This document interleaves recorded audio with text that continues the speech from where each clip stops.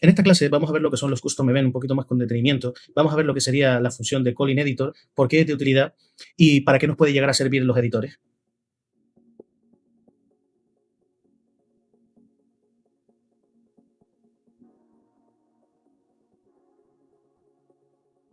Cuando nosotros, sobre todo a nivel de diseño, necesitamos comprobar la ejecución a lo mejor de una animación, la ejecución de código que pase un evento en específico, una forma muy buena de hacerlo, o bastante útil, sería poder intentar crear botones o algo que al hacer clic se ejecute ese evento de los actores, ¿no?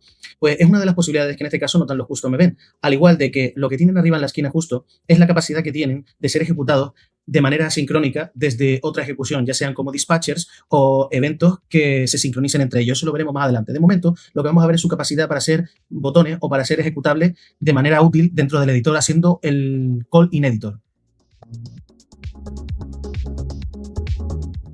Una vez que le marquemos el calling editor, vamos a comprobar cómo este se ha convertido en un botón y lo hemos puesto justamente antes de ejecutarse lo que sería la animación de transición en el timeline. De esa manera, cuando nosotros lo usemos en simular, y es importante esto, no va a ejecutarse a menos que nosotros prendamos el juego, en este caso en modo simular, porque necesitamos simular que el juego está en funcionamiento para que pueda ejecutarse el timeline.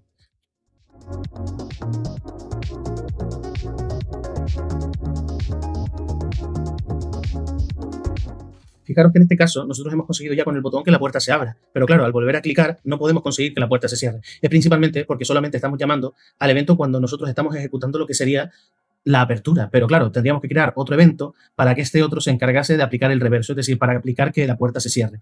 Esto está bien si por fuerza queremos independizar los botones, pero si al final es una opción repetitiva de abrir o cerrar, lo ideal sería utilizar en este caso un sistema de flip-flop a un solo botón.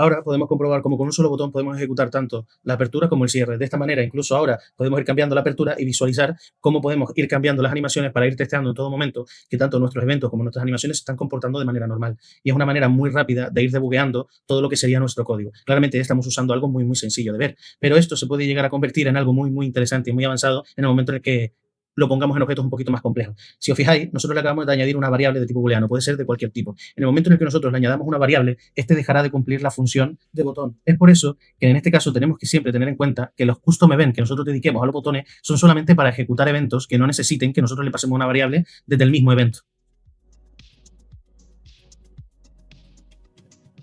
Ahora vamos a ver otra de las problemáticas que tienen los custom event, aunque en este caso va a ser una problemática a nivel de organización. Si nosotros intentamos organizar el custom event como nosotros hacemos con las funciones o las variables, que las empaquetamos en diferentes grupos para tenerlas colocadas en el editor, el gran problema que tenemos es que los custom event tú no puedes organizarlos por categoría, pero en el caso de las funciones sí que se puede. Y es precisamente por eso que, por ejemplo, nosotros podemos crear una función, hacer que esta función se pueda llamar desde el editor y que la función active un evento. Y ya nosotros colocar esa función dentro de una categoría. Inclusive, si el nombre de la categoría de la función es igual que el nombre que tiene, por ejemplo, una agrupación de variables, estos se pondrán todo en una sola pestaña. Esto nos ayudaría a tenerlo más organizado, por ejemplo, una pestaña que solo se dedique a debuguear el juego.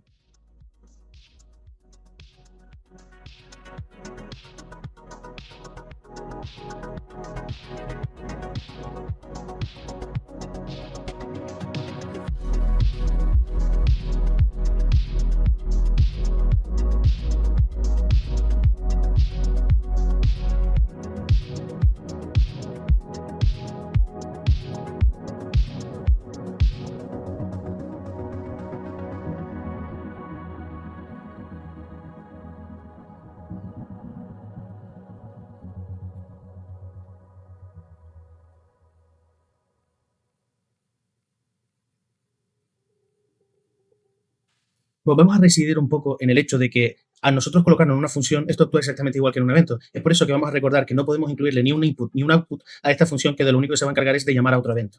Así que bueno, por esta clase ya es todo y nos vemos en la siguiente clase. Hasta luego.